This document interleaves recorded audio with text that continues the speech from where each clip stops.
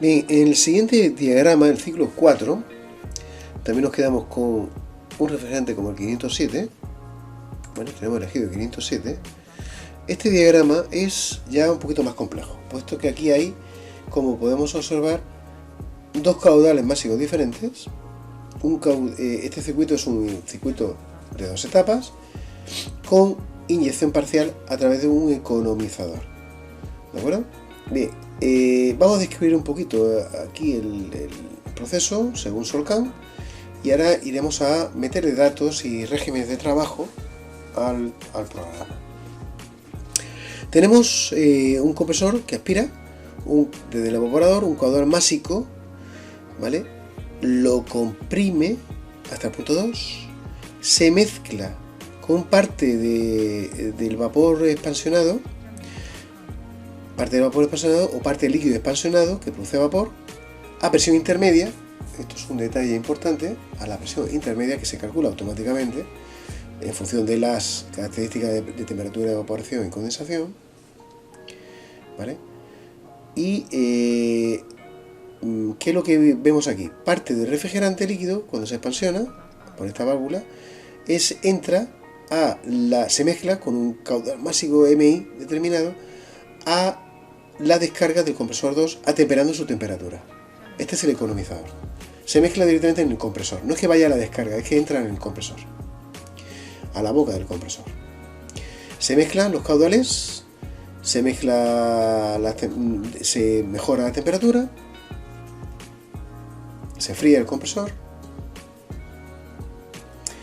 y el compresor así enfriado, todo en ya una temperatura más suave, entra a la aspiración del compresor de alta, en el punto 3, ya todo el caudal máximo, es decir, el compresor de alta aspira todo el caudal máximo, pero el compresor de baja no, ¿vale? Y es descargado por el punto 4 hacia el condensador, donde se condensa, se enfría y pasaría todo el líquido, o sea, parte del líquido, un porcentaje. El problema sería calcular qué cantidad de caudal máximo. Eso lo determina también Solcán, ahora vamos a verlo, según las condiciones.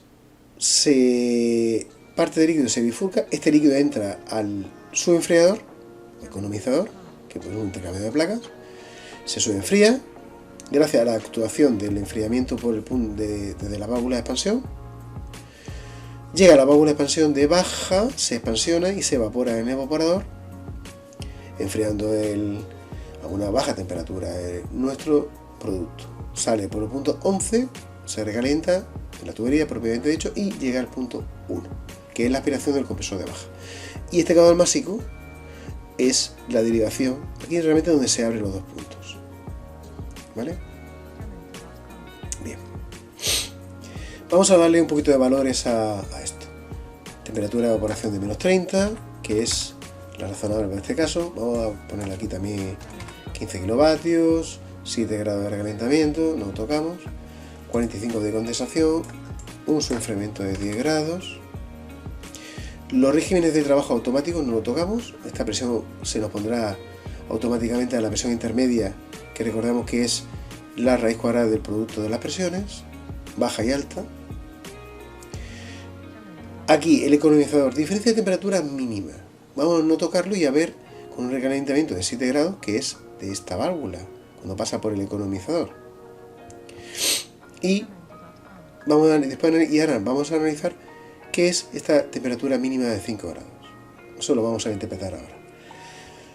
Después ya finalmente, pues un recalentamiento, vamos a darle un poquito más de chicha aquí, 10 grados, en la tubería de aspiración. Y no le vamos a dar más desrecalentamiento, por así darle, no le vamos a dar nada a la tubería de descarga. Esto será lo que tenemos que interpretar. Bueno, el recalentamiento no, sino la diferencia de temperatura mínima. Cálculo, ¿vale? Y vemos cómo es el diagrama este. Pues un diagrama de doble etapa, correcto. Entramos, aquí hay un recalentamiento de la válvula de expansión, recalentamiento de la tubería de 10 graditos, entra el compresor de baja, se comprime, se enfría, desrecalentándose, ¿vale? Gracias a la mezcla esta. Ahora vemos. Aquí, en este punto, aquí nos ha dicho que hay, esta es la entrada al compresor. Fijémonos bien. Perdón, aquí tenemos otra vez nuestro diagrama, nuestra esquematización. Y vamos a ver en el diagrama de Morier. Aquí tenemos 5 grados de recalentamiento. A los 5 aquí entra el compresor de alta, se comprime hasta la temperatura de descarga y sin recalentamiento se va condensando. Vemos que aquí, vamos a ver, se enfría en este punto. Evidentemente, este punto es donde entra la válvula de expansión 7, parte de refrigerante. Se expansiona hasta la presión intermedia, que la ha calculado el programa, de 6,76 bares absolutos. Esta energía que se evapora en el subenfriador ayuda aquí a enfriar los vapores de esta descarga, pasando de este punto a este punto. Mientras que el líquido se subenfría hasta coger una temperatura, pues que en este caso ya lo vamos a ver, pero aproximadamente vemos que tiene una temperatura de una temperatura negativa de menos de 0,2 grados o 5 grados positivo, ¿vale? 5 o 6 grados. ¿Okay? Pues 5 grados aproximadamente. Se ha enfriado desde los 35 hasta los 5 grados. Se ha enfriado 20 grados más. ¿Vale? Bien, vamos a ver los índices funcionales, los parámetros de emisión. Y así esto lo analizamos con la tabla. En el punto 1, o la salida del punto 1 al 11, digámoslo así, trabaja a una temperatura de evaporación de menos 30, con su menos 23, que es recalentamiento, la salida del evaporador, y menos 13, recalentamiento a la entrada del compresor de baja. Se comprime al punto 2, que son los 31 grados de temperatura de descarga. Se desrecalenta gracias a la actuación del refrigerante que se ha evaporado en su enfriador de líquido hasta los 26 grados, un poquito. ¿Vale? Aquí ya tenemos 5 grados de salto. Y pasa a pasar al compresor, donde se eleva la temperatura hasta los 77 grados. ¿Vale? No hay recalentamiento, pasa al 5, se condensa a 45, ¿vale? Sale del condensador, donde en el condensador se enfría hasta los 35 grados. Y después se bifurca una parte, podemos que en el punto 7 la temperatura de evaporación son 2 grados, ¿vale? En el punto 8 la temperatura son 9 grados, que es la temperatura correspondiente a la presión intermedia, ¿vale? 7 grados, perdón. Bueno, cuidado, se expansiona y ese vapor pasa al estado 8, donde a 9 grados se mezcla a 9 grados, componiendo el punto 9, que es el líquido, o sea, la temperatura, es el punto 9, que son 7,20 grados, que ha cogido el líquido subenfriado, en este caso. Y ahí se expansiona hasta la temperatura de evaporación. Si yo aquí le doy un salto más grande, de 10 grados por ejemplo, una diferencia de temperatura mínima de 10 grados, hacemos el cálculo, vemos que la temperatura de evaporación no cambia, evidentemente, pero observamos en el economizador, que es el punto 6, 35 grados, cambia a 12 grados con 20 la temperatura del punto 9. Ya no son 7,20, sino 12,20. 5 grados más. Son 9 grados de incremento en el punto 9. Es la diferencia al subenfriamiento del líquido. Es decir, subenfriamos menos. Porque el salto de temperatura entre la línea de líquido y la evaporación es más grande. Yo lo vuelvo a dejar a 5 grados. Y vemos que tenemos ahora, seguimos teniendo en el punto 9, que es la inyección de líquido, más subenfriado el líquido todavía. Por lo tanto, bueno, pues la mejora en la producción frigorífica será más notable, obviamente.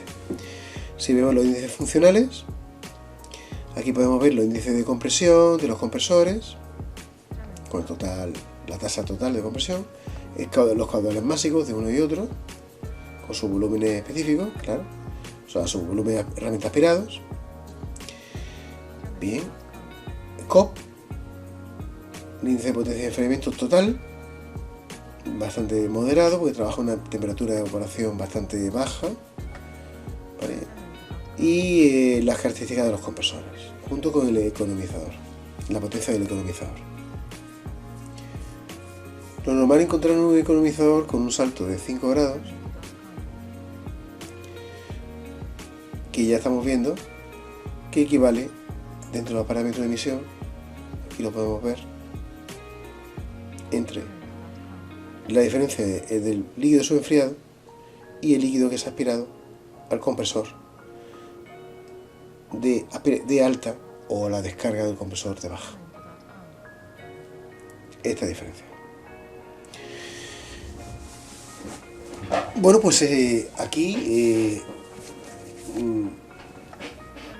claro, evidentemente faltaría, para resolver un problema, nos quedarían más estudios, más hacer hincapié en el mismo, pero dentro de los índices funcionales, una cosa que hay que analizar bien son los caudales máximos. Entonces, aquí tenemos un caudal máximo total en baja y en alta. ¿Qué significa eso? Significa de que hay ya dos caudales máximos, porque hay dos espacios. El caudal total son 142,92 gramos segundo, pero por baja deriva a la aspiración 105, mientras que la diferencia, que son casi 40, o sea 38, 37 gramos, es lo que deriva por la línea de líquido que alimenta al subenfriador. ¿Vale?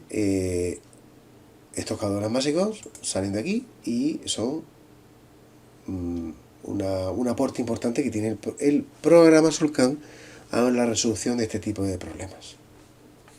Bien, eso es todo para este vídeo. Muchas gracias por vuestra atención. Recordad que si tenéis alguna cuestión sobre algún tema, pues no dudéis en consultarla, que la intentaremos resolver lo antes posible. Así pues, también os agradecería mucho que compartierais este vídeo y por supuesto nos vemos en el siguiente. Hasta pronto.